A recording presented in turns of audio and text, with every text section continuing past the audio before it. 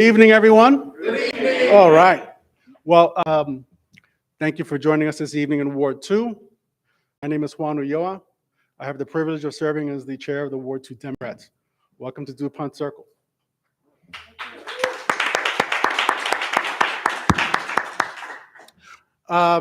Just so that, I believe in starting and ending events on time, so let's get going. Very quickly, I want to acknowledge a few individuals that have been instrumental in getting this event off the ground. Of course, my fellow board members from the Ward 2 Democrats. And I also sit on the board of the DC Latino Caucus, and a couple of my colleagues walked in the door, so they've been recruited as well. So thank you to the DC Latino Caucus for helping out tonight, even though you weren't expecting to. But we are here thanks to the generosity of the Women's National Democratic Club. And I would like to welcome Carol Cafiero to say a few words about the organization.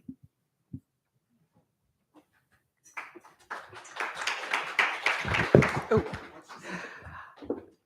Good evening, everyone. My name's Carol Cafiero, and I'm the Director of Programs here at the WNDC, and we're so thrilled to have Ward 2 Democrats and the mayoral candidates here at the beautiful Whittemore House. I hope you get a chance to look around and see what a wonderful jewel this is in Dupont Circle. The WNDC is a little shy of 100 years old, and we have been a civic engagement hub for all that time, and a wonderful resource for women, men, Democrats, progressives, independents who come here because we love nothing more than exchange of ideas and information and sharing creative thought. So we're thrilled to be able to host this event tonight. The WNDC, as I said, has been around for 100 years, and we have a sister organization, the WNDC Educational Foundation, that is a nonpartisan public charity that promotes women's history and voting rights issues, among other things.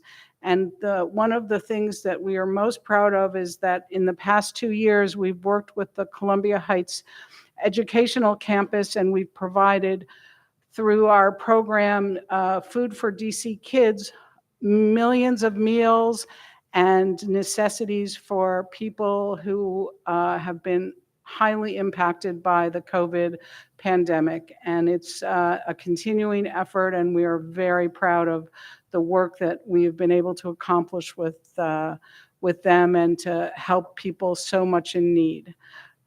We are thrilled to have the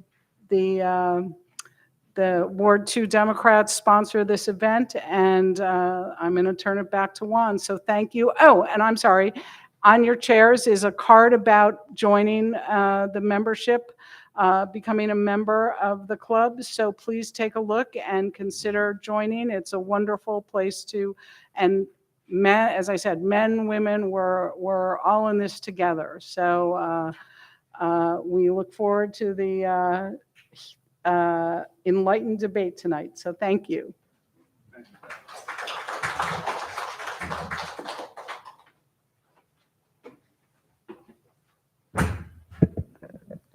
Okay. Continue.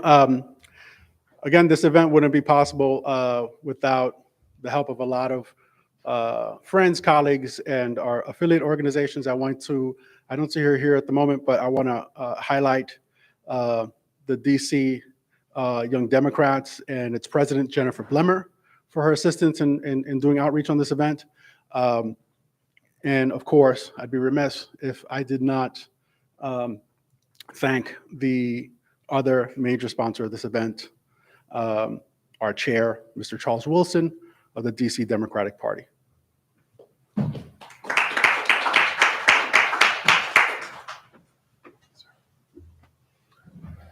So hello, Ward 2. Hey, Ward 2, y'all out there? All right. Good evening. My name is Charles Wilson. I have the honor of being the chair of the DC Democratic Party, and I know you guys are anxious to hear the conversation tonight, but before we get to that, I really want to we need to give Juan and the entire executive team of the Ward 2 Democrats a hand for all the hard work they do. And the reason why I recognize them is because when I started out in local politics, I started out as the chair of the Ward 8 Democrats. So I understand how hard it is and how much time you personally put into hosting events like this, especially on a monthly basis. And I can tell you that Juan and Monica and the rest of the team, who are members of the DC Democratic Party, are extremely active and dedicated. So I encourage all of you today and even after the election to make sure you get involved with the Ward 2 Democrats. And not just with the Ward 2 Democrats, but your own community organization. Because at the end of the day, we're going to elect who we're going to elect. But if you really want to improve the quality of life in your neighborhoods and your schools and your streets, it's really about you getting involved and then holding our elected officials accountable for the work that they need to do. So with that said, enjoy tonight's conversation. And again, thank you guys.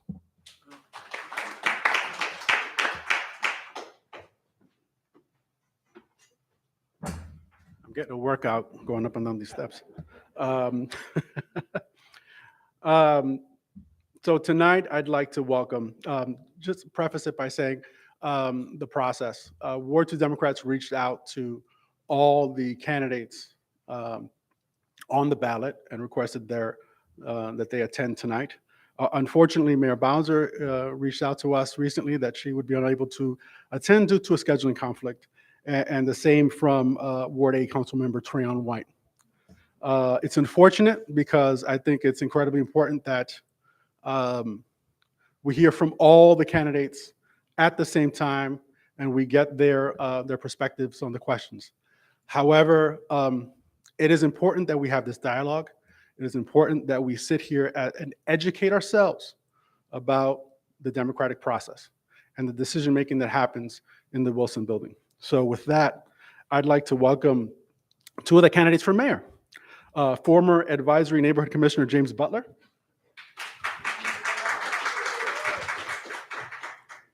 And at-large council member Robert White Jr. So the rules of the day are going to be pretty simple. Candidates have the opportunity for a 2-minute opening statement. There are approximately 11 questions. You have 1 minute to answer the questions, and then there's a 2-minute closing. Monica, who is in the front row there, has signs to indicate when you're at 60 seconds, 30 seconds, or if your time has expired. So please be mindful of Monica so that we can stay on track.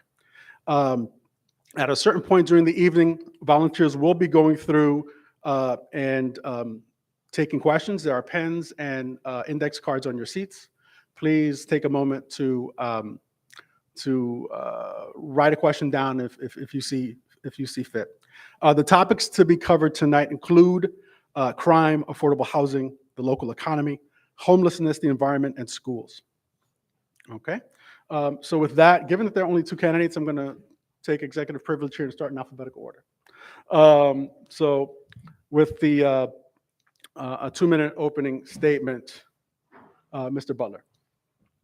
Thank you, Juan, and thank you all for coming. I really want to take this opportunity to thank the Ward 2 Dems, the National Women's Democratic Club, for all that you all do for the exchange of free information and the furtherance of our democracy.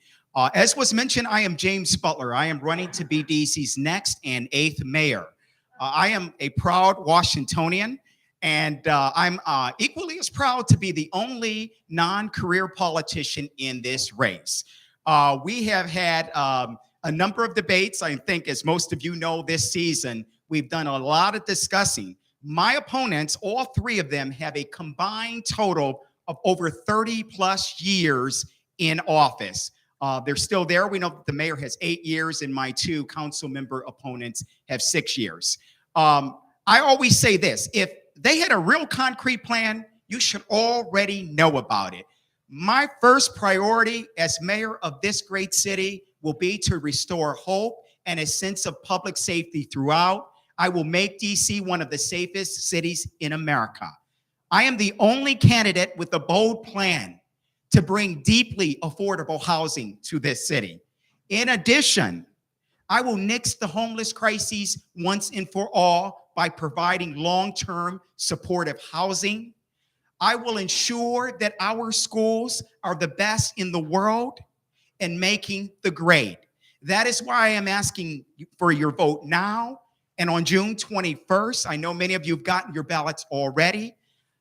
If you do more of the same, folks, you will get more of the same. Listen in and keep an open mind. Thank you.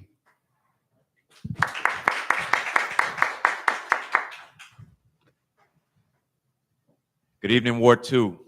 I want to start by thanking Juan, our moderator, our Ward 2 Dems, and the Women's Democratic Club for hosting tonight. I'm Robert White. I'm a fifth-generation Washingtonian, a husband, a father, and an at-large council member. Growing up, I was a failing student who most people counted out. But 10 years after my high school guidance counselor told me that I would never go to college, I was a lawyer sitting on Capitol Hill beside Congresswoman Eleanor Holmes Norton, working to deliver results for the residents of my city, the District of Columbia. To go from where I was to where I am today, I had to learn how to become a problem solver.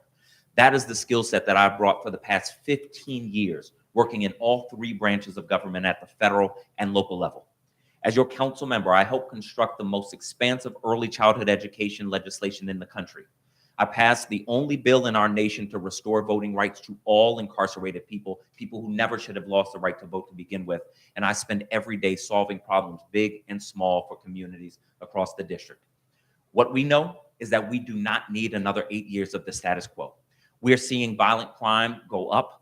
People still cannot afford to live in our city, and 60% of Black and brown students are behind grade level. What we need now is a problem solver as mayor. I'm going to fix government operations so that government works the same for everyday people as it does for the wealthy and well-connected. I'm going to bring in the best and brightest to help lead our city into our next chapter, and I'm going to make sure that the people who have felt left behind, like my family, for decades, feel seen and feel heard. We are going to change the way business is done in our city. We're going to end pay-to-play politics, and it's going to be a new day for our city. I'm asking for your vote.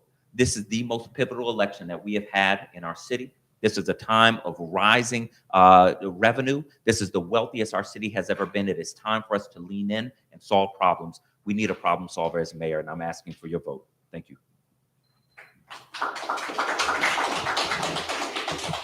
Given that this is campaign season and we've all been to a lot of debates and forums and the like, I appreciate that both of you ended these questions on this segment on time.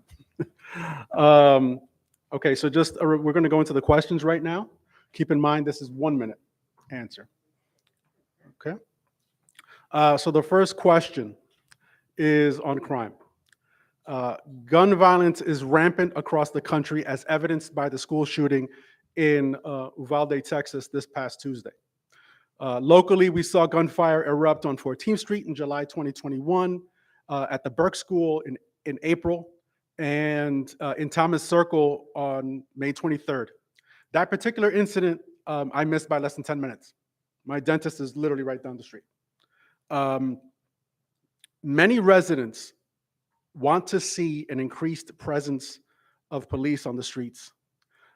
As mayor, what is your plan to combat crime in the district if it does not include an increase in officers? What tools will you use instead that will be more effective? Why don't we start with Mr. White, please? I want people in our city to feel safe. The same day that there was a shooting in Texas, there was a shooting in front of a school in Ward 4, the ward I live in. And my daughter, who's 3 years old, who goes to daycare on Kennedy Street, had someone pull a gun on someone directly in front of her daycare. So I want people in our city to feel safe, but more importantly, I want them to be safe. That is why I have developed a comprehensive public safety plan that I'm ready to implement on day one. We're going to streamline police resources so that police can focus squarely on public safety, on responding to crimes and patrolling. We're going to heal divides in our community so that people also talk to police. That helps them solve problems. But we don't just want to make sure that we're safe after a crime happens. We want to prevent crime from happening. That is where you will see the most drastic difference between me and our current mayor. I'm going to put resources into preventing crime, identifying the people most likely to commit crimes, getting resources to them, and trying to move them off the path of crime so that we can solve problems. And unfortunately, where there is crime, I'm going to make sure that we are getting resources to our communities. So we are going to take a whole government approach to public safety. I'm ready to implement on day one. You all saw the post. This question was asked of candidates. Would you include more police officers? Let me not equivocate. I will. And in fact, I'm the only candidate that's proposing an additional 500 to 700 police officers in my first 4 years. Additionally, I would like to say my colleague here tonight has moved on council for police officers to be removed from our public schools. I'm a huge proponent and have been for many years for police officers to stay within our schools. In addition to these additional police officers, we will have an illegal gun interdiction unit to seize the illegal guns coming from Maryland and Virginia and anywhere else. I have also proposed that we will get our ghost guns off the street by partnering with the ATF and our other federal agencies. Further, we will review with DC Superior Court and the federal courts constitutional and restorative ways to approach the loitering on our streets. I've been called the tough on crime candidate, and you know what? I'm proud of that fact. I am tough on crime. I understand the restorative part as well. Since I was referenced, may I rebut? Yes, 30 seconds. Thank you. I want to make something clear. People who tell you the only way to be safer is to add more police are the folks who want you to feel safe, but not focus on making sure that you are safe. I listened to students who came to the council and testified that their schools feel like prisons. What we know is that we need schools to be more safe. And so what I'm suggesting is we have to do something different. We can't keep doing the same thing and expecting the same outcome. We can't settle for politicians who want to fearmonger and make people believe that the only way to make schools or our city safer is more police. It requires a more comprehensive plan. That's why I put together a comprehensive plan. Thank you. Next, we're going to have two questions on affordable housing. And before I forget, if anybody wants a little bit of a drink of water, there's some bottles of water in the back. Feel free. Regarding affordable housing, we all know that pay is not keeping pace with rising rents and mortgage rates. The district is fast becoming a city that is unaffordable for those on fixed or single incomes. First, how do you define affordable housing? And second, what will you do as mayor to ensure low and middle income earners can still afford to call the district home? We'll begin with Mr. Butler, please. These are 60-second responses, so I'm going to move along quickly. I defined affordable as deeply affordable, stuff that people can actually afford. I will change the law as it relates to AMI. Right now, we're using an antiquated HUD formula that is a regional formula that artificially inflates what's affordable in DC.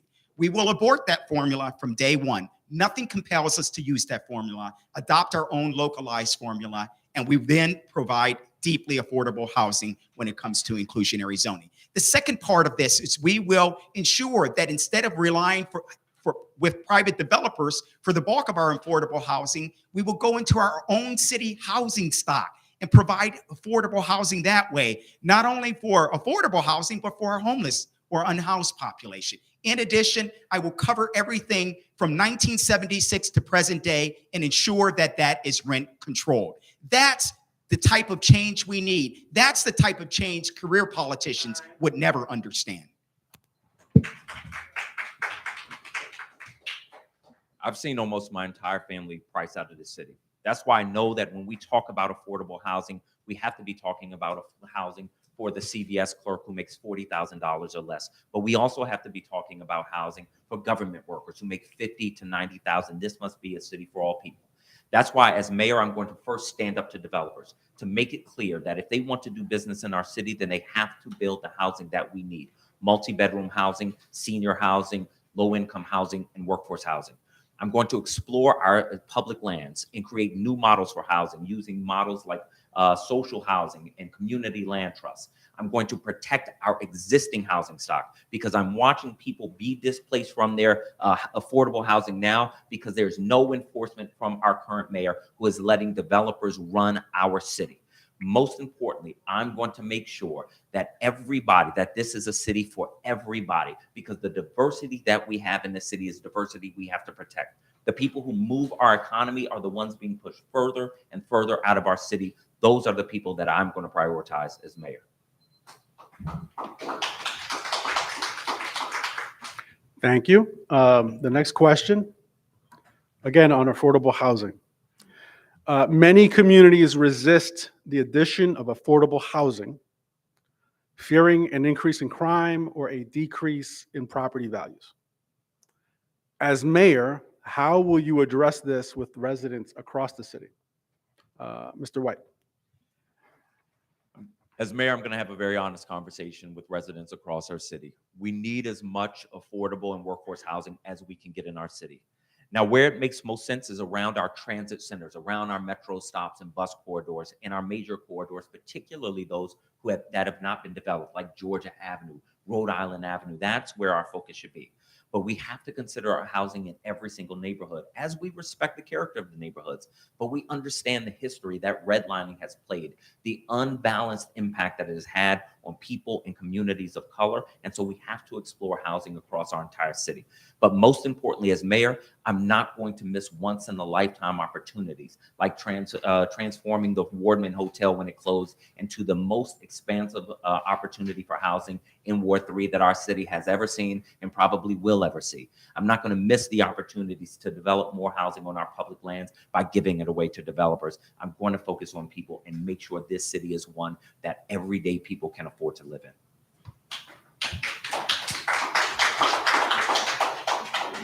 As your mayor, I will ensure you that I will always talk with demographics that are affected by anything or feel they're negatively impacted by anything. At the same time, we understand the issues of race and equity in this country as well as the city.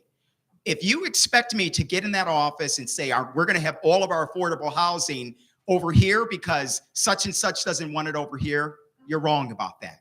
I will ensure that affordable housing is across the city uniformly. We need a mayor that's going to focus on all of the city, even when it comes to issues of crime. We need it. It's just become a predominantly whole city problem because crime has been happening east of the river for a long time. But when it's moved into predominantly white neighborhoods, we're now focusing on it. Folks, we need to tell the truth about race and equity in this country and in this city. And I can assure you, our affordable housing will be over the entire city. You can hear a pin drop in here. You can hear a pin drop. Let's talk about it. And here I thought there were going to be no fireworks.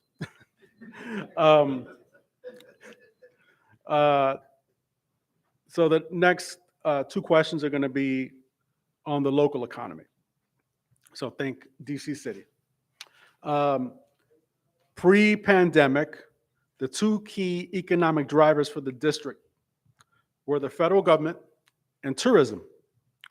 With work and pedestrian traffic patterns altered so dramatically, diversification seems necessary.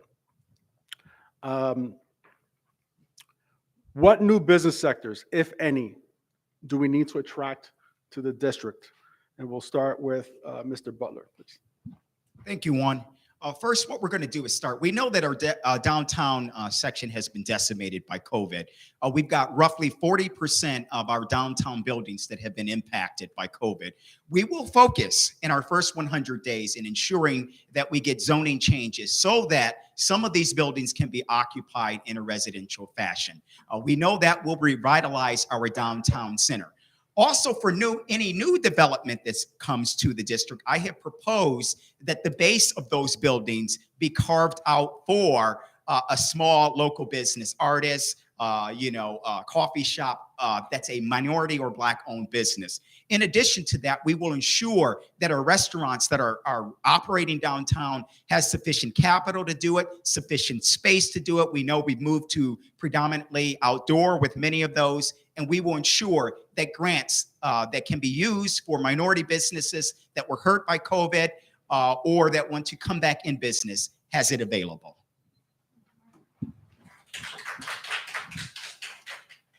I plan to be the mayor. That leads us into our recovery. We're not going to shift our focus from the federal government and tourism. We're going to double down on it. We're going to make DC a destination for families so that when federal government workers come, they start bringing their families and spend a couple extra days. So that working people from across our region and across the country come here with their families multiple times, not just to see our museums, but to stay in our communities and spend their money.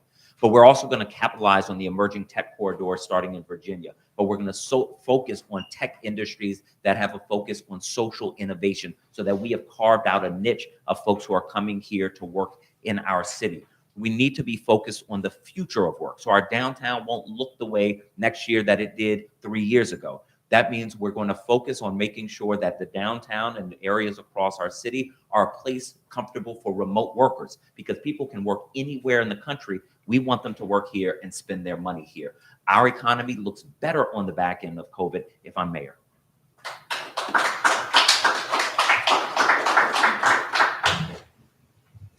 Thank you, gentlemen. Small business is the cornerstone of the nation's economy. And I say this as a son of a grocery store owner in Harlem. And he put 2 boys through Catholic school and kept a roof over our head for years. Locally, what can you do as mayor to support small businesses that have weathered the pandemic? And what can be done to encourage entrepreneurs to open new small businesses here? Mr. White.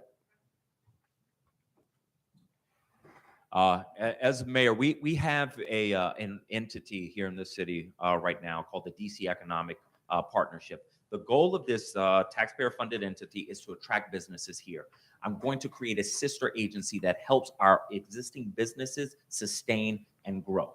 I'm also going to continue the work that I've done on the council, helping our locally owned businesses purchase their buildings so that they can remain in the city and not be displaced.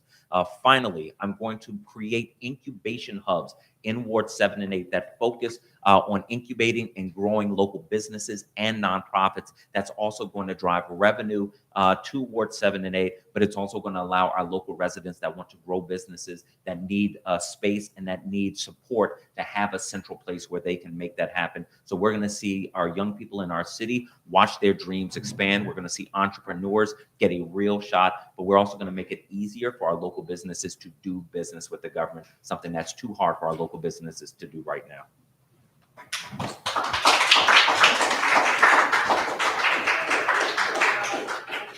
As I mentioned earlier, we will, for any new development in the city, we will work with developers to ensure that there is a carve out for any new business that's minority owned business. That will allow us, one, to slow the rate of gentrification down in the city. That's important to me, and as I traverse the city, I know important to a lot of other people. In addition to that, what we will do is ensure that our CBEs are actually going to businesses of color. Extremely important. These are grants that are carved out by our government for these businesses of color, and we know that 90% of them are not going to businesses of color. In addition to that, I will ensure that we work with the local SBA and our federal partners to ensure that anyone that wants to do business in DC, any small business, is eligible for a streamlined grant to do business in our city without all the red tape. Make it easy to do business in the district, and then people won't leave to Virginia and Maryland to do business.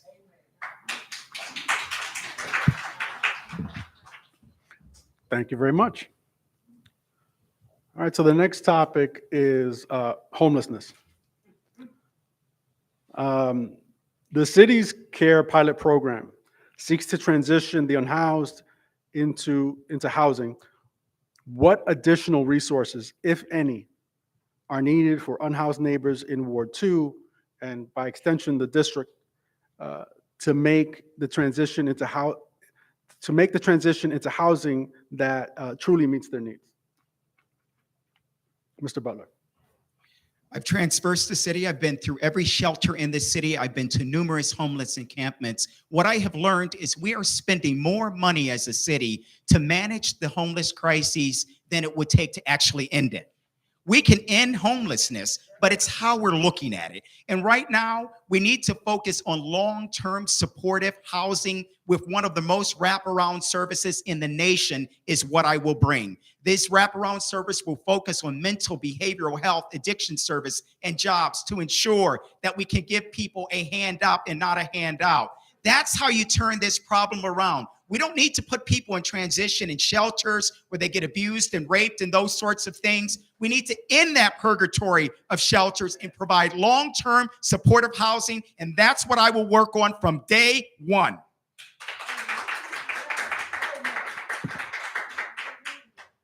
The only new resource that we need to end homelessness in our city is a new mayor. A mayor who actually talks to people who are unhoused. I go to tent encampments and I understand that the only difference between folks living in tent encampments and me is blessing, because they've fallen through holes that I've not fallen through, and I'm lucky. So where the mayor has gone in for quick fixes and political wins to move people quickly from tent encampments, that moved us in the wrong direction. What that does is it scatters people. And she's using temporary housing options that dump people back into homelessness. As mayor, what I'm going to do is work person by person to make sure we are housing people. If we had done that from the beginning, we would have cleared most of the tent encampments by now. But I'm also going to do what our mayor won't do, because these are her donors. I'm going to stand up to slumlords who are pushing out vulnerable people into our streets. And I'm going to protect people who can't fully pay their rent with subsidies, so that we are preventing homelessness, which costs us a lot less than coming in after the fact and responding to it.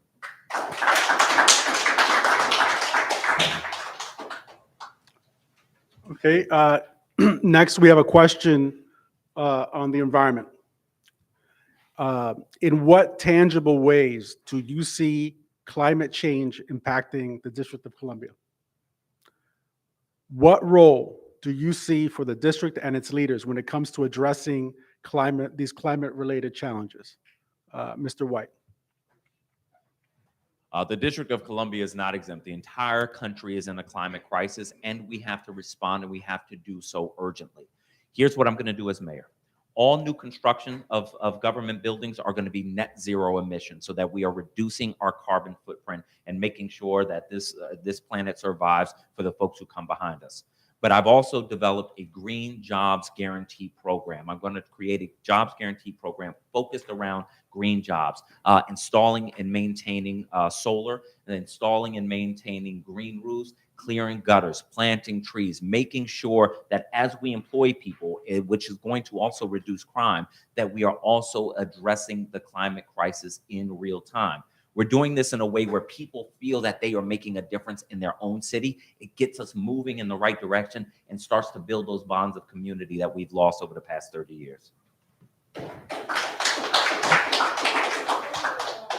Climate change is not something new, and it's not something that's distinct to any place in the world. Every place is affected by it. We will ensure that our buildings are net zero. We will also ensure that we accelerate our busing fleet. Right now, our busing fleet will not be all electric if we stay with the same by 2033. We will accelerate that by an additional 4 years. And that's a reasonable plan that we can get rid of all the buses and literally move them to zero emissions by 2028. So that's important to me. In addition, that our building construction, that contributes to carbon emissions. We will ensure that any time a building must be net zero in the district.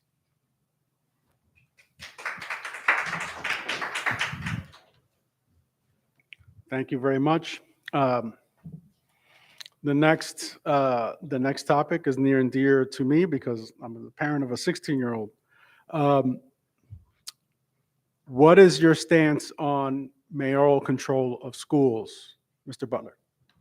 Let me be clear. This has been a question of much controversy this debate season. I see my colleague shaking his head, yes, because he's been at the other end of some of the controversy. But mine is clear, and I haven't been the one dishing out the jabs at him on this. But I am for mayoral control as we have it now. However, I believe we can improve upon it, and I will from day one. That includes using the per pupil formula, but earmarking funds for those schools that are not making the grade, specifically east of the river. I want to run the entire city, the whole city, and I believe any mayor that wants to run the city should want to run the whole city. And so frankly, I believe by tearing the entire system down or creating some hybrid, I believe we're almost selling ourselves an illusion of improving upon the system. We can improve upon it without breaking parts off of it or tearing the entire thing down. That's why I'm taking the position that I am.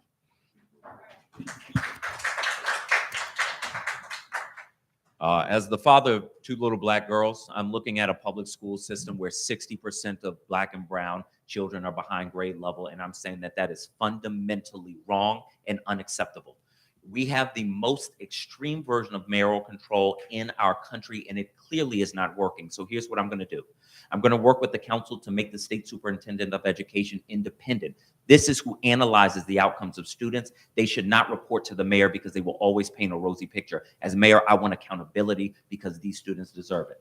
I'm going to appoint a chancellor who shares my sense of urgency and who will work with me and teachers to revise the impact teacher evaluation so that we stop pushing talented teachers out to other jurisdictions. And I'm going to work to expand the role of the State Board of Education so that they can be a stronger voice for school communities and for parents whose voices right now are being lost in the shuffle. Do not accept this narrative that the only two possibilities for running our school are the old way that wasn't working or the current way that wasn't working. We need a mayor who understands is that we have a responsibility to fix our schools so they work for all students.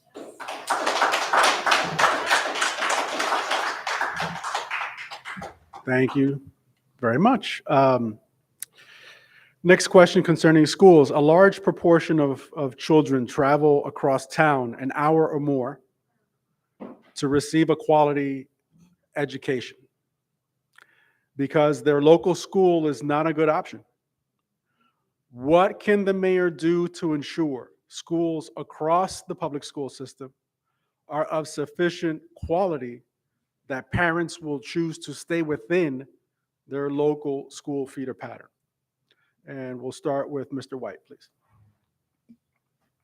What we need our next mayor to do to improve the quality of schools and neighborhoods is actually listen to the communities. Right now, our mayor and chancellor think they know what is best for parents. I'm a DC public school parent, and I can tell you, I know what's best for my child. School communities know what they need, but what they need is a mayor on the other end of the system who actually listens to them. If we do that, parents will send their kids to the schools in their neighborhood instead of fleeing to Ward 3 or fleeing outside of our city. Now, what our current mayor is proposing to do is just build more schools in Ward 3 because the schools in Ward 3 are overcrowded. Well, they're overcrowded because too many parents in other parts of the city don't have trust in the schools down the street from them.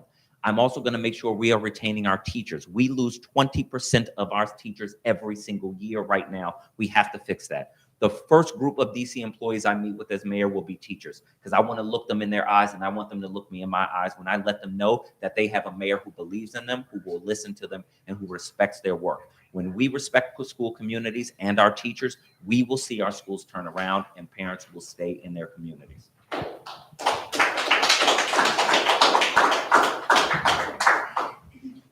I promise I will not restate the problem to you. I will be direct with you and I'll offer you viable solutions. We know there's a problem. That's why the question was asked to us. And my solution for this is to change. I'm sorry?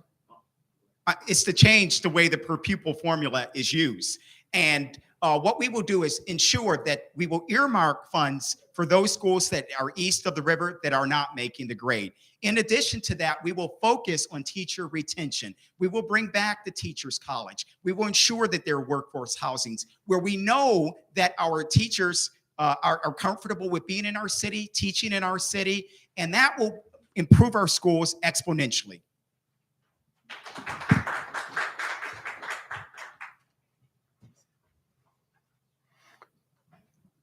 Thank you very much. So the next question is a little bit more of a general question. The recent Supreme Court leak revealed that abortion access is in jeopardy, and quite possibly same-sex marriage, if the majority on the court interprets the U.S. Constitution as not including a right to privacy. If this indeed comes to pass, what can you do as mayor to preserve those rights? And we'll start with Mr. Butler. I'm a fighter. I've been a fighter my entire life. I'm a former civil rights lawyer. I've taken on state governments, city governments, rogue police departments all across the country. Now, while I know we may be getting an opinion on that very shortly, Roe v. Wade is still the law of the land in my eyes and in my mind. I will do everything in my power to support and protect women's reproductive rights. Women's reproductive rights are basic human rights, and any good leader of this city will protect them. Short of abolishing the filibuster, we know there's going to be some tough roads ahead for us, but I can assure you that I will work with sister state governments and the likes to ensure that everything in my power from the seat of the mayor will protect women's reproductive rights.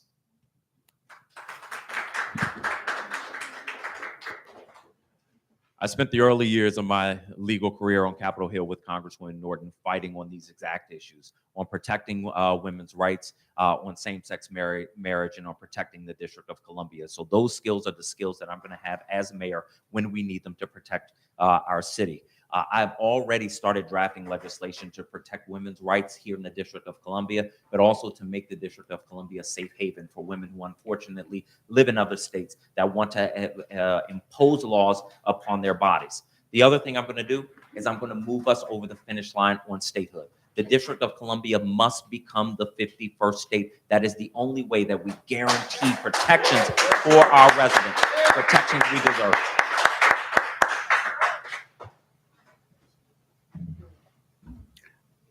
So thank you for that. No, as a native New Yorker, it is a stark difference.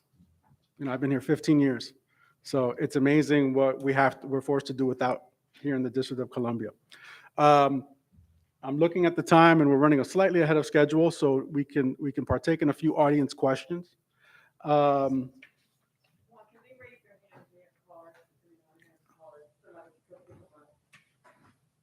All right, Ankit is making his way toward the front.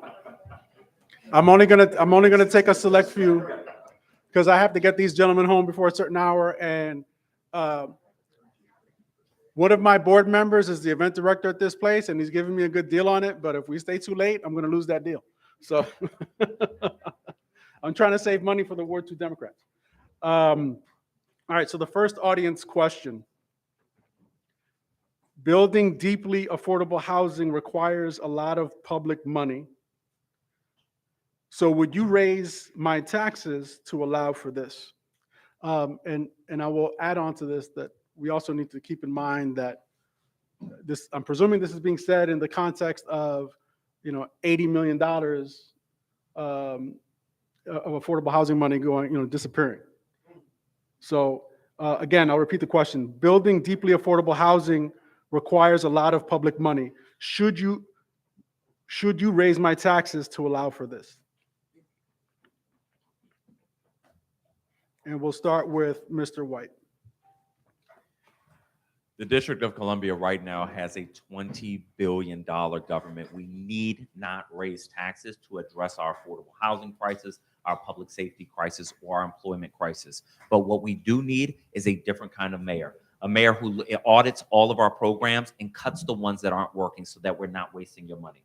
A mayor who is focused on government efficiency. What you will see from me as mayor is a mayor focused on government operations. Every agency is going to have to set goals, metrics to measure their progress, and cut programs, audit and cut programs that are not working. We are also going to save money by reducing teacher turnover. If we had just the national average of teacher turnover over the past 5 years, we would have saved $40 million. But the last thing I'm going to do is make sure that we're using our public lands in a way that benefits you and not developers. So we're going to expand our affordable housing on public lands without increasing taxes.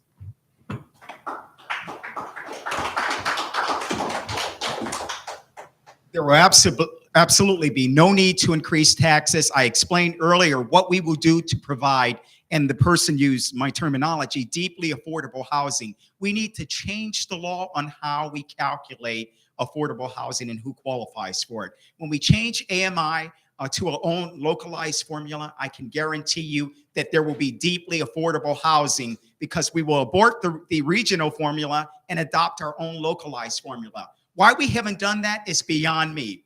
In addition, we will go into our city's own housing stock to provide affordable housing. This type of carve out will allow a path forward for people that ordinarily wouldn't be able to stay in the city. We can build, the city literally owns its own housing, and we can also take the unhoused in this city to help build it out, create jobs that way with mental, behavioral, and economic support around it. And that is a path forward. That is a sensible, logical path forward that hasn't been taken in the district, and it's beyond me why no one hasn't Time. moved forward.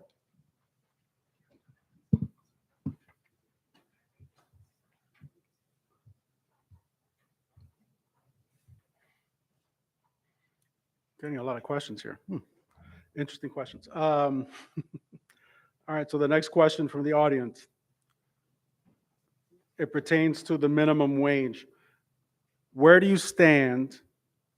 Where do you all stand on the law that DC residents approved some years ago to increase salaries to minimum wage of restaurant workers? Unfortunately, the city council overturned the will of the people. And we can start with Mr. Butler. I believe, as with everything where voters make a decision, the will of the people should never be overturned. And we do have a council member here tonight that I believe should address why the city council, 13 people, can overturn the will of the voters.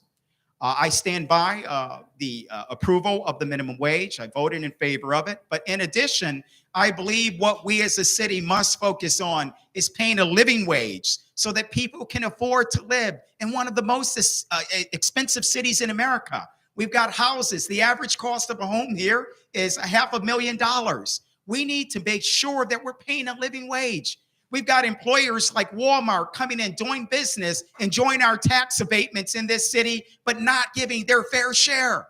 We need a mayor that's going to enforce that, giving a fair share.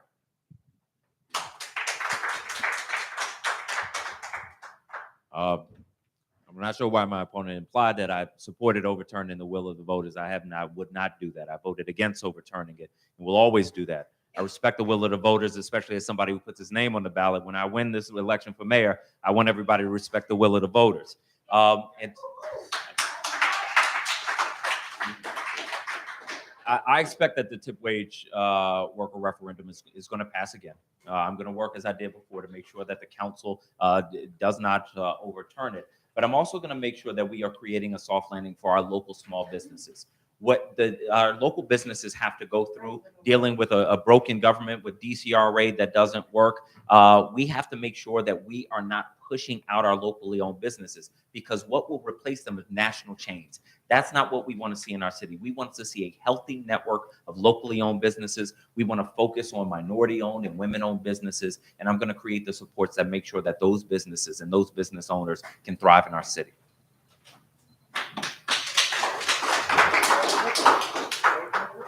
Thank you. I'm going to try to get to as many of these questions as I can.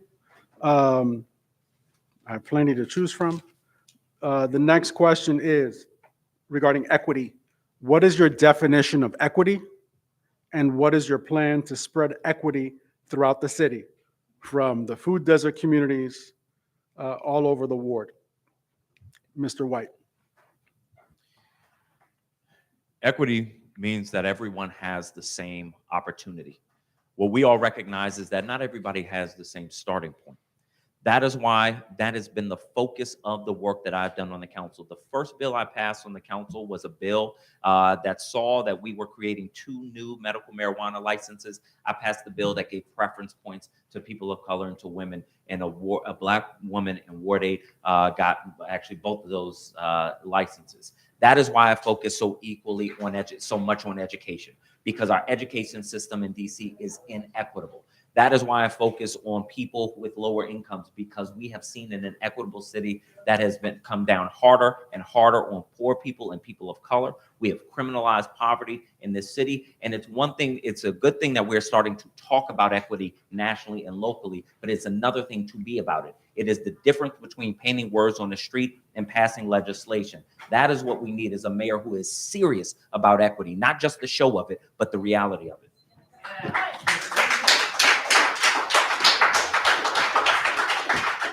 Well, I'll be about it. I'll tell you, I'm one of the only candidates in the United States running for mayor of a major U.S. city that is proposing, not in word, but in printed format. I've shared it on every platform, reparations for Black descendants of slaves. People have talked about it, and I know folks want to shy away from it. But you know what? We're comfortable putting our Black Lives Matter signs up in our front yard, painting it on the street, having Juneteenth. None of that matters until a mayor of a major U.S. city can bring it, where D.C. becomes the first major U.S. city under my mayoralty that will bring reparations for Black descendants of slaves. I've met with Georgetown. I've talked with the Freeman Organization. We have the apparatus to do it, and we will bring it. That's what being about it is about.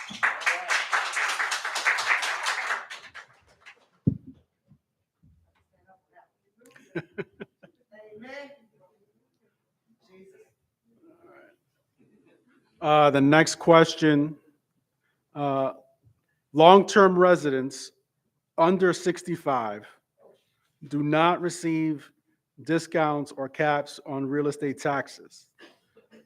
As house sale prices increase, taxes go up, even though residents have been in their homes for over 30 years and didn't pay $1 million for it. As you can well imagine, in Ward 2, the prices here are astronomical. Excellent. So, so we'll start with Mr. Butler, please. Yeah, well, since it's your question, I'm going to speak to you and be very gentle with this. I know many jurisdictions throughout the United States, you do not pay taxes once you're a senior on your real estate. And I said this on a podcast just the other day. As mayor of this great city, hear me clear, that our seniors will not pay taxes on their real estate beyond the age of 62.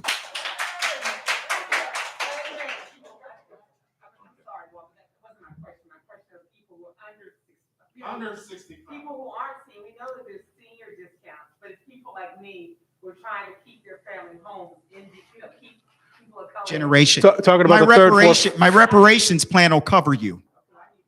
Absolutely. Yep. You need me as no. What you need is me, mayor. Now that's what you need now, because I'll bring it. I told you I'll bring it.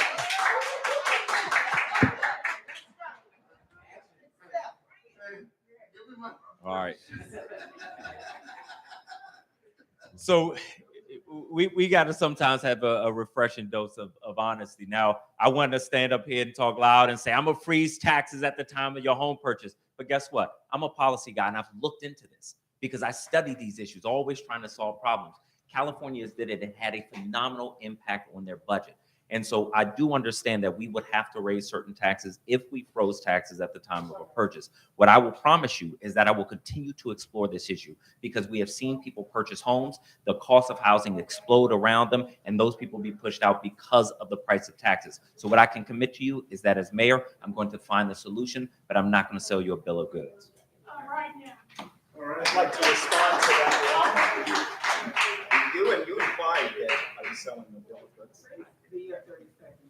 Okay. 30 seconds. I appreciate that. When people are career politicians, bureaucrats learn how to say no. And that's precisely the problem I presented early on. They learn how to say no. When you've got a collective total of 30 plus years, yeah, they know policy, but you know what they've lost? It's vision. They've lost vision. I've got a vision for this city, and we're going to see that on June 21st. Can I respond? May I respond, please? He's asking to rebut his rebuttal. I didn't say anything. He rebutted to something I didn't even say anything to. Look, You implied it. look, working 30, in go politics 30. ain't what make you a And politician. we'll A stop after this. politician is always going to tell you yes. A stand-up person is going to tell you the truth. I've looked into this issue, and I'm going to tell you the truth. And I told you the truth about him tonight.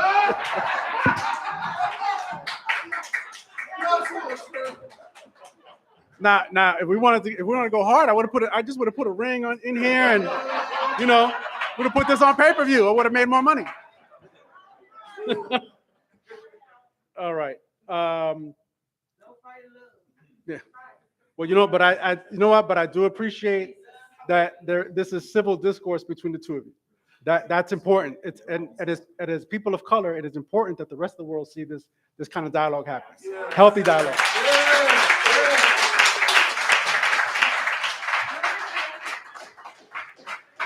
Now if you indulge me, I'm gonna combine two questions because they concern if they're gonna concern living conditions and housing. Okay. First is, would you consider incorporating rent-to-own housing? And second, regarding housing, specifically living conditions. Living conditions are horrible in Ward 8. What will you do to help with that situation? And we'll start with Mr. White. On the piece of the question about rent-to-own housing, I've consistently taken out-of-the-box policy ideas to this city, including a bill that's called the Golden Girls Bill that allows seniors to rent rooms affordably to other seniors, converting older office buildings into affordable housing, and creating covenants that allows the city to purchase existing units and limit the rent on them. On the issue of housing conditions, particularly in Ward 8, whoever asked this question is exactly right. I've been to tour too many places where people are living that I wouldn't want to live with my family. The problem is we need a mayor who is going to enforce this. I've already told you why the mayor won't, because these are her donors. So what I've had to do on the council is give more resources to the Office of the Attorney General to enforce things that our mayor already has the authority to enforce and just won't do it. So as mayor, I'm going to enforce housing conditions because I'm telling you, the folks who are going to be prioritized with me as mayor are the ones that our current mayor is ignoring.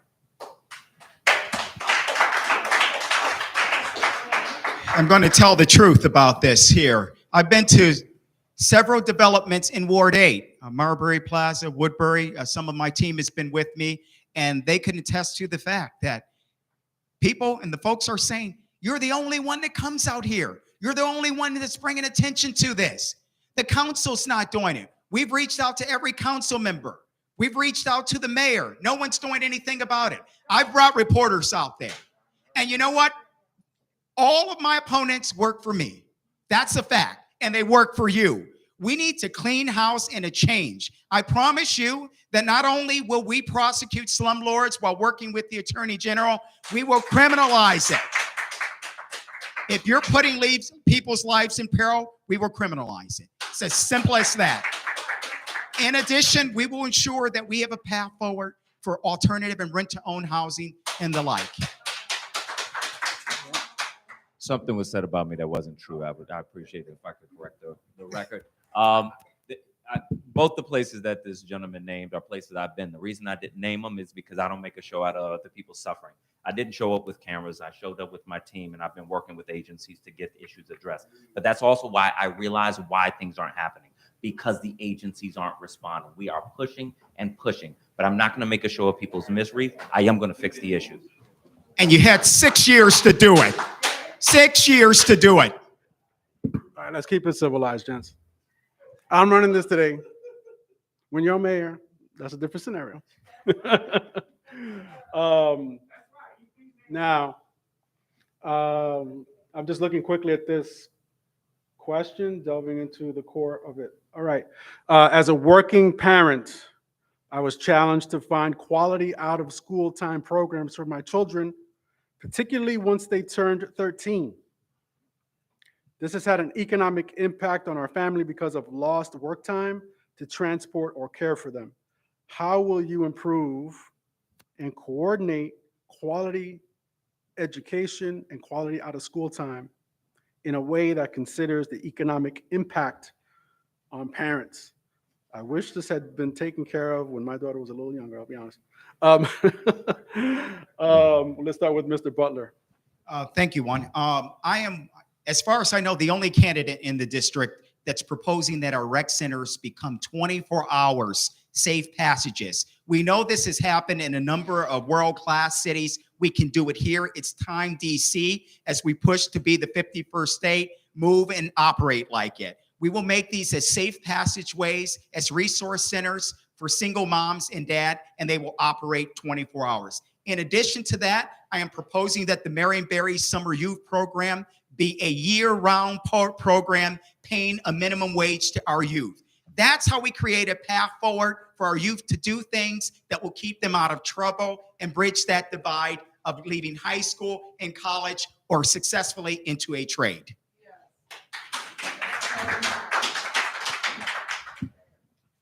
I'm one of many parents in the city that have tried to sign my kids up for a summer program or a weekend program. And the minute that the program is supposed to open, somehow it's already full or the page disappears. Let me tell you, there's a racket going on at DC Parks and Rec right now. And some people got the number and some of us don't. It's not going to work like that when I'm mayor. It's going to work the same for all people. We're going to expand out of school time programs, both in schools by listening to what these school communities want for their kids, but also in our rec centers. But also, we're going to stop more of our young people from falling through the cracks in our schools. If you read my education plan, what you will see is the biggest expansion of trade and vocational education that we've seen in our city in decades. We are going to catch our young people. We're going to keep them occupied. We're going to keep them focused so that when young people graduate from high school, every single one will be prepared for a good paying career or for higher education.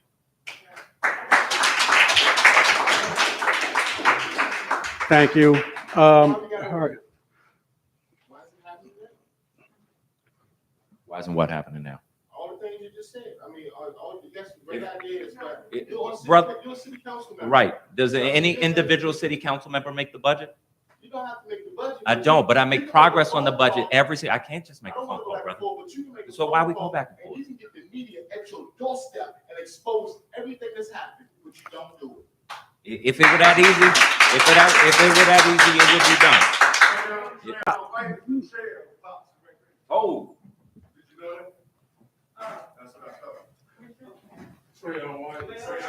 Yeah.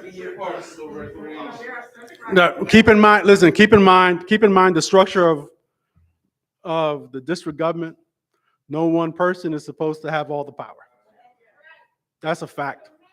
That's a fact. I've dealt with every single council member on the council at one point or another, particularly surrounding education. So, but you know, and I no, but to your point, but to you and to you, I. Nobody's saying that. The city council member, that's the home programs. Funds are missing. Somebody needs to step up and say something. So if I can say something on this, I've expanded funding for the Office of the Inspector General. That's who investigates these. I've expanded their funding so they can investigate. They investigated this missing $82 million. I forced them, I pushed to have a hearing. The agency came and said, no, you all got it wrong. The Inspector General got it wrong. I went back and have been working with the Inspector General to continue to find that money. So if it were just as easy as just saying, hey, this is happening, it would be fixed already. Unfortunately, it's not that easy. We're on the same page. That's why I'm and look, put on the gas. look, and not to dovetail, but as a person who works with the press professionally for years, it's not as easy to get them to show up for anything that doesn't include blood on the streets, unfortunately. You know, let's be honest.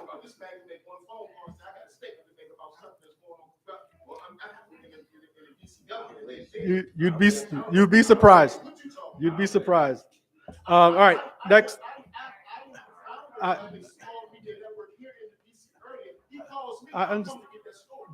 understand that, sir. I understand that. I mean, But- just, can I say with all due respect for the moderator to be, Yeah. and to leave me out of this, I think it's, yeah. I apologize. Meant no disrespect. No disrespect. If you want to make a comment. Yeah. No, I just think to leave me out of it's unfair. There's a dialogue going back and forth here. The debate is between Robert and I. No, I apologize. All right, the next to last question. What are we going to do about the inhumane conditions at DC jail and the drugs getting into the prison? Elaborate on the two men that died in DC jail. We could start with Mr. White. I've been to DC jail many times, unfortunately, as a resident, visiting family members, but I also go frequently as a council member. The conditions of DC jail are deplorable. That's why I've continued to push money into DC jail to get it fixed. We have a mayor who is not getting it fixed. As mayor, I'm going to replace our jail. But not only am I going to replace our jail, but I'm going to build a prison in or around DC. Because as long as we have people incarcerated, we don't need families traveling to 50 other states to try to visit loved ones, because it's impossible for people. With respect to the deaths that have happened recently in DC jail, they appear to be overdoses. I've been in contact with the head of DC jail. They still have not finished investigating the issue and doing the autopsy, but I'm awaiting a report on that. What we cannot have is people who are under the care and custody of our city die from overdoses or any other way, but there has not been attention from our chief executive on incarcerated people. Incarcerated people have been my top priority as a council member, will be my top priority as mayor, because just because folks don't donate to a campaign does not mean that they don't have real value.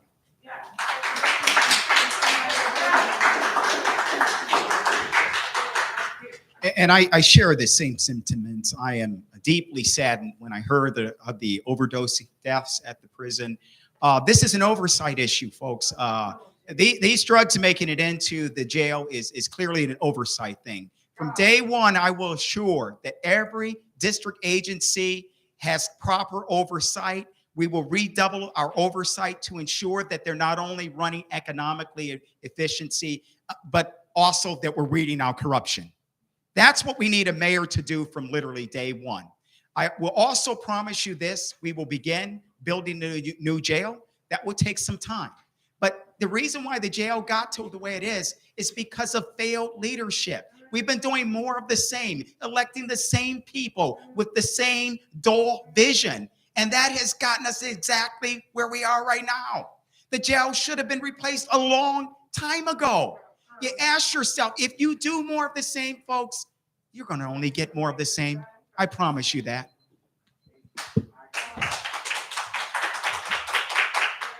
Thank you, gentlemen. All right, so the final question.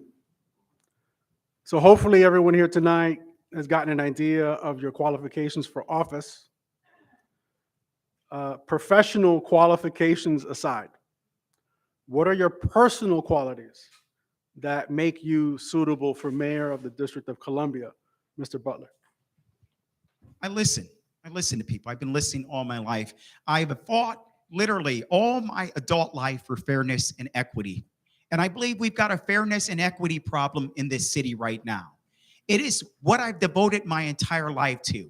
We were asked the question at a debate a few nights ago, what have you done to help seniors during COVID-19? And it was easily answerable to me that I had been to almost every senior home, some on my own dime, others not, but of taking food to feed the seniors during COVID-19.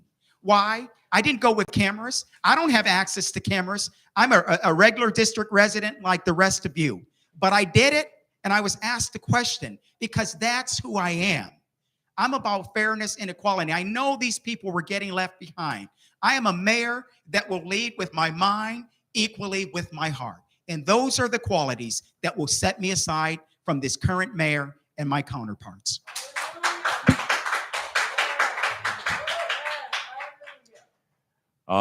Personal characteristics, I think, are the most important thing we need to look for in our next mayor. I only had 8 years with my mom before she passed from breast cancer, but she taught me empathy for all people. She made sure that I knew that I was never above or below anybody else, and that is something I carry with me every single day. I see all people on the same wavelength. My father has taught me the importance of social justice. Where my father spends his time is supporting family members, supporting community members in service. And I realize that no matter what I do in life, it has to be around the mission of social justice. But I also know to go from where I was in my life as a failing student, failing every grade from 3rd to 10th grade, I had to learn how to solve problems. That is what I do in my own life. That is what I do in my professional life. That is the reason that I'm going to be a transformative mayor for our city. I'm not just going to keep going in circles. I'm going to solve our problems. I'm going to put my neck on the line on the difficult issues, because the people who have been left behind, who can't afford the status quo, need somebody who's going to put their neck on the line and shake things up.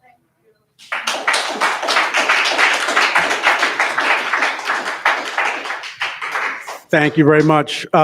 So now is the time for closing statements. But before we proceed with that, just a reminder, ballot drop box is open tomorrow. So keep that in mind. You have options on how to cast your ballot. Early voting is the 10th through the 19th. You have your choice on how to vote. It's a wonderful option that we have here in the district, and I appreciate having it myself. So a 2-minute closing statement from each of the candidates, and we'll start with Mr. White, please. 2 minutes. I want to thank you all again for taking the time this evening. And it is the honor of my life to run for mayor of my hometown, the District of Columbia. I'm going to be a mayor who stands up on the tough issues.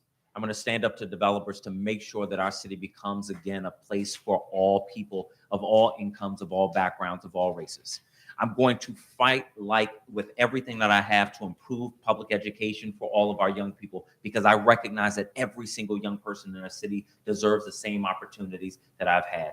And I'm going to make our city safer, because I'm going to address the underlying issues, and I'm going to make sure that we are focusing our police where they need to be. Here's what we know. Our current mayor is out of touch. She is not in touch with the struggles of everyday people in our city, the issues that I am rooted in deeply. And here's what else we know. The mayor has had 8 years. If she hasn't fixed it in 8 years, she ain't going to fix it. We need a new mayor, somebody with a clear vision for our city, who's going to bring in the best and brightest talent to help move us to the next level. That is what I'm going to do. We need a mayor who's going to end pay-to-play politics, so that our district government works the same for everyday people as it does for the wealthy and well-connected. That's what I'm going to do.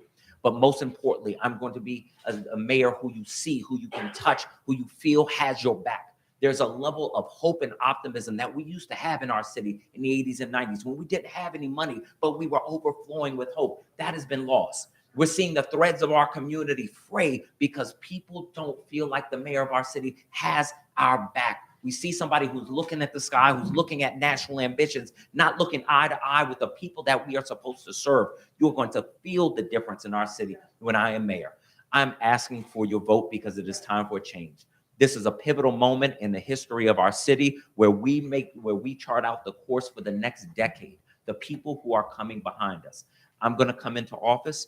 I'm going to shake things up. I'm going to make our government work again. I'm going to build a bench, and I'm going to move out the way. And right now, I'm asking for your vote. This is our time, folks. We're going to win this election on June 21st. We've raised $1.5 million. We are about to beat this mayor, and we're going to transform our city.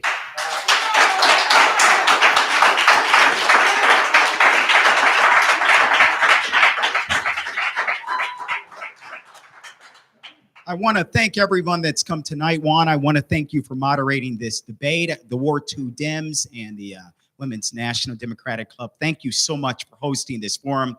It's been a long season. You've heard a lot of promises being made. I've shared with you, we've got a combined total of 30 plus years of my opponents serving in DC government and presently serving in DC government. You have to ask yourself, what are they going to give you differently than they've already given you? Is it going to be something repackaged and rebranded as something new, or is it going to be something new? Ask yourself that. I'm asking you to make history with me, being the first non-establishment mayor of DC in over 20 years. Folks, I have appealed to the voters that we need to clean house to truly turn this thing around. We need someone with a new perspective, a fresh new ideas and perspective to bring to this city. I have promised you early on, I will make DC one of the safest cities in America, and I will. Priority number one. In addition to that, I am the only candidate that has a solid plan of changing the law to provide deeply affordable housing. That's the hard stuff in democracy that career politicians will never do.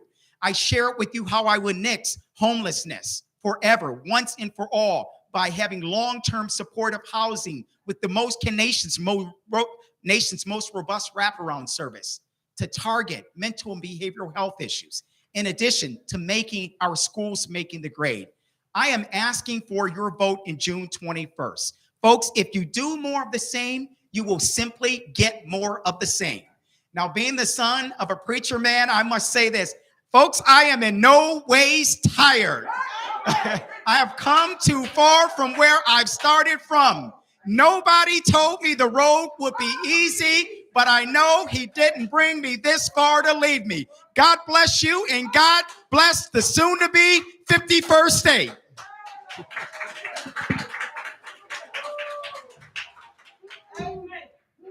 Well, that sure is a way to end it, isn't it?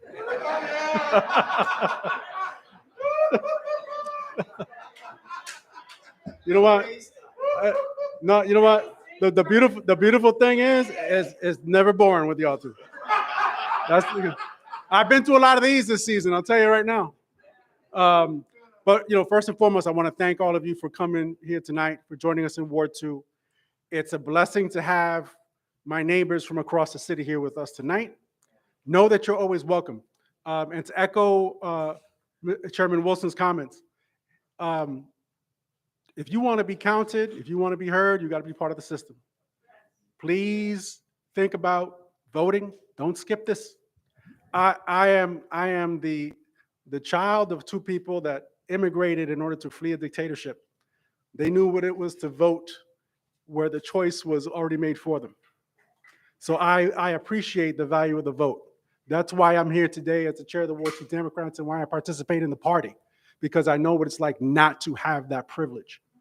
So please do not skip out on this. It's very important. Whoever you choose to vote for, educate yourselves. Make your own decision. Don't be swayed by flash in the pan. Don't be swayed by a turn of a phrase. Because unfortunately, in today's society, we are too easily swayed by a few well-chosen words. And there's nothing more powerful than a thoughtful voter. Ladies and gentlemen, thank you for joining us tonight. Thank you to the DC Democratic Party, DC Young Democrats, and to the Women's National Democratic Club, and to our candidates, Robert White, James Butler. Best of luck to you, June 21st.